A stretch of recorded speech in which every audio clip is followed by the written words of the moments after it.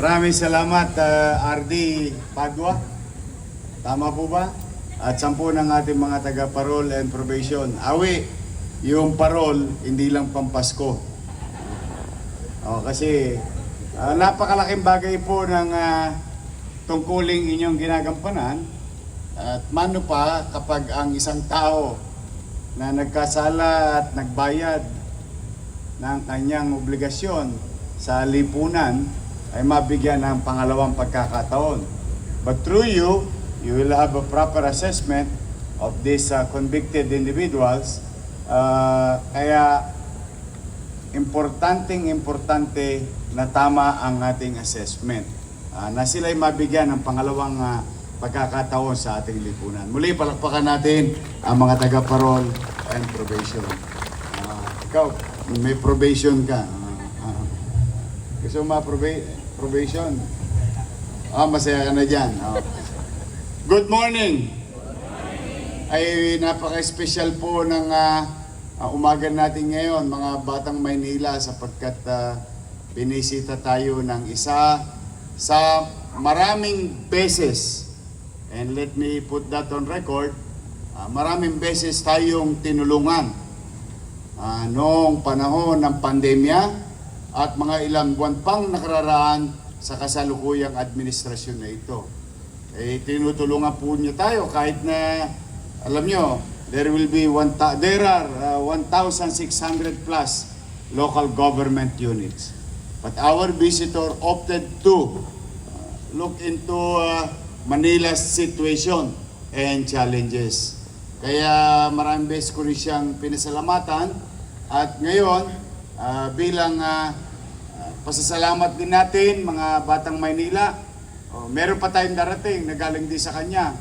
Lalo na si Padilla, matutuwa yan si Director ng Manila Health Department, si Director Padilla, sapagkat siya po ay naglaan ng pondo para tayo makadagdag ng mga bibilhing ekwipo sa ating mga ospital. At masaya kami na siya ulit ang Health Committee Chair. So, muli mga Batang Maynila, I'd rather have you listen to her today. At please give her a warm, yung pinakamainit na pagtanggap ng mga tagalungsod ng Maynila sa ating Senador Risa Hontiveros.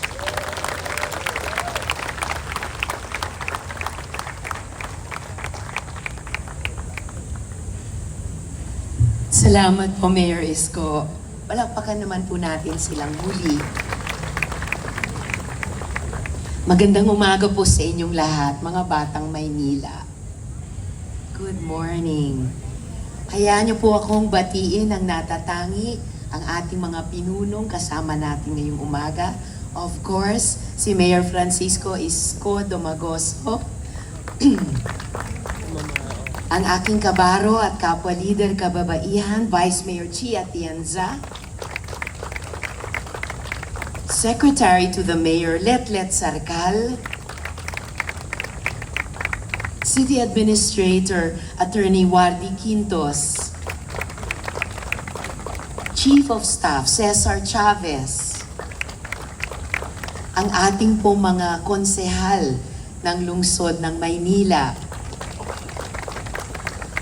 lahat po ng mga department heads sa City Hall, at lahat po ng mga kawani dito sa lungsod ng Maynila, pati po bilang bahagi ng ating mga national government agencies dito sa Maynila. Lunes na Lunes po, maaga pa lang, andito na po kayo. Kaya gusto kong magsimula sa pasasalamat. Thank you sa inyo, sa inyong mainit na pagtanggap sa akin. At gusto ko rin po magsimula sa pangungumusta. Kumusta po kayo? Okay naman. Ayan at ako naman kung inyong kukumustahin, sasabihin ko, namamaos dito sa bago-bagong panahon ng ating iniibig na inang bayan. Pero basta okay po kayo, okay din po ako, okay po tayong lahat. Ayan ha, pakikwento sa mga kakilala nyo, nangungumusta naman ako ha. Okay ba? Ayos lang. Okay. So, syempre, andito nga po tayo para ipakita ang ating solid na suporta sa lungsod ng Maynila. At ito po ang mga good news na binanggit ni Mayor Isko. Naaprubahan na nga po ang mga medical equipment na hiniling ng ating opisina. Director Padilla.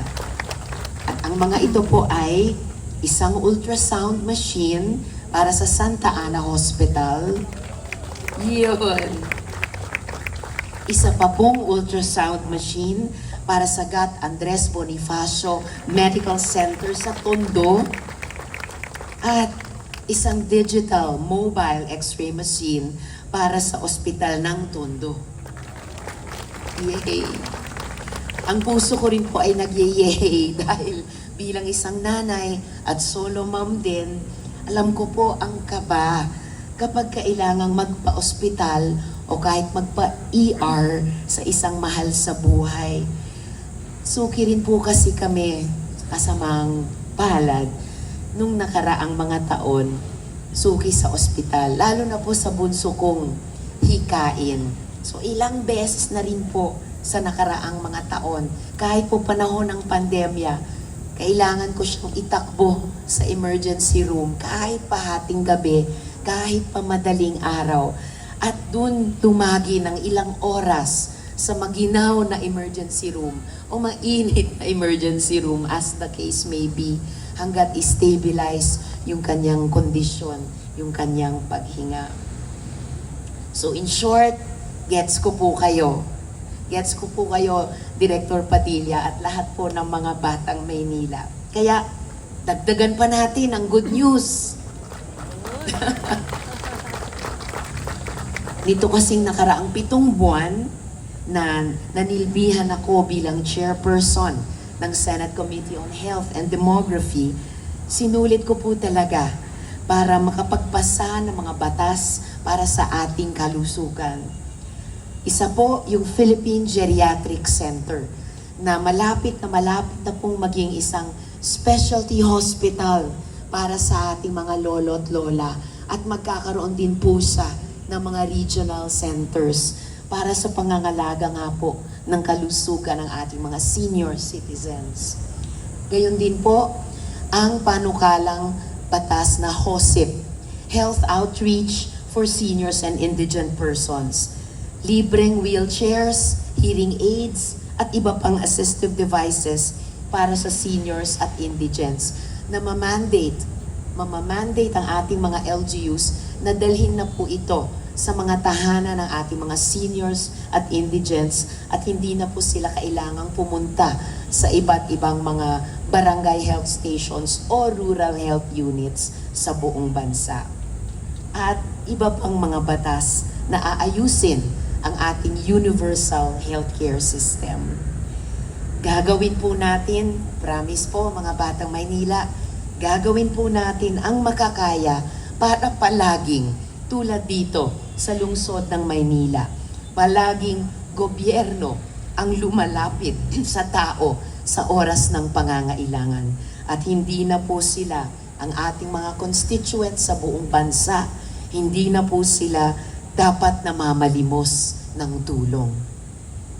Mayor Isko, Vice Mayor Chi, at sa buong pamahalaang lungsod na naglilingkod sa lahat po ng mga constituents ninyong mga batang Maynila, maraming salamat sa araw-araw na serbisyo ninyo at sa ating pagtutulungan. At makakaasa po kayo, kasama na po ang aking mabuting kaibigan sa maraming taon na si Ernest Ramel. Makakaasa po kayong lahat at ang bawat isa sa inyo, kakampi ninyo ako sa pagpapalakas ng serbisyong pangkalusugan at panlipunan para sa bawat mamamayang Manilenyo, sa bawat batang Manilenyo. Mabuhay ang lungsod ng Maynila, mabuhay ang Pilipinas.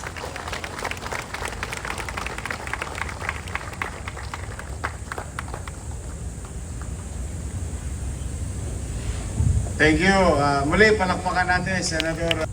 My policy is very simple. MPN. Minimum Basic Needs.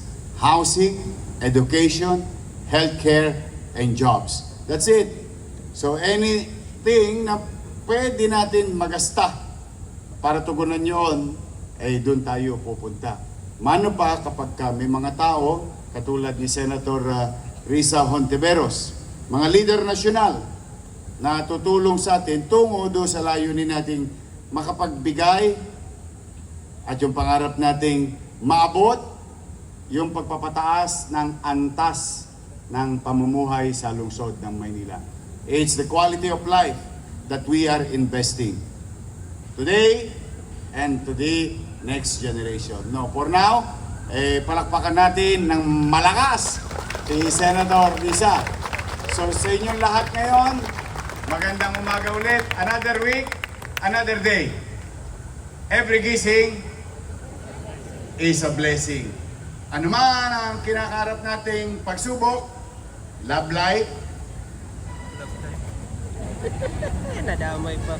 Ma'am Risa, basta love life, ito una kong nakikita. Nahanapan ko pa to ng partner.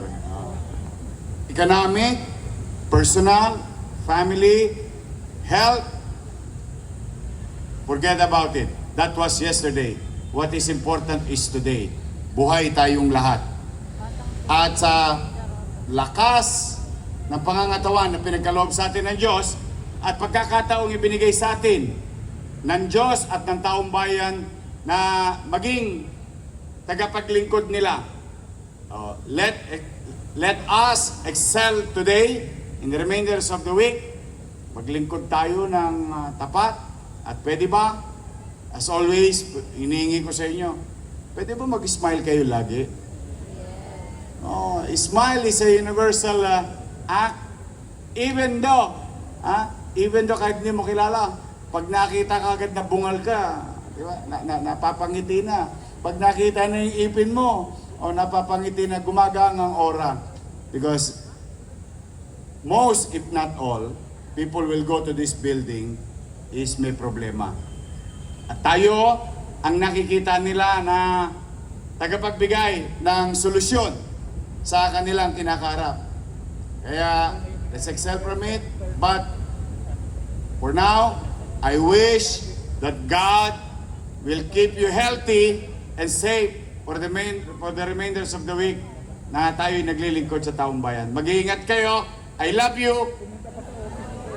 Yes, I love you. Yan, lawyer yun. Bata pa. Oh. Kaya hindi ka na pwede. Kukulatayin ka ng nanay niya. I love you and take care. Mag-iingat kayo. Pagpalain nawa kayo ng buong may kapal. Manila! God first. Thank you.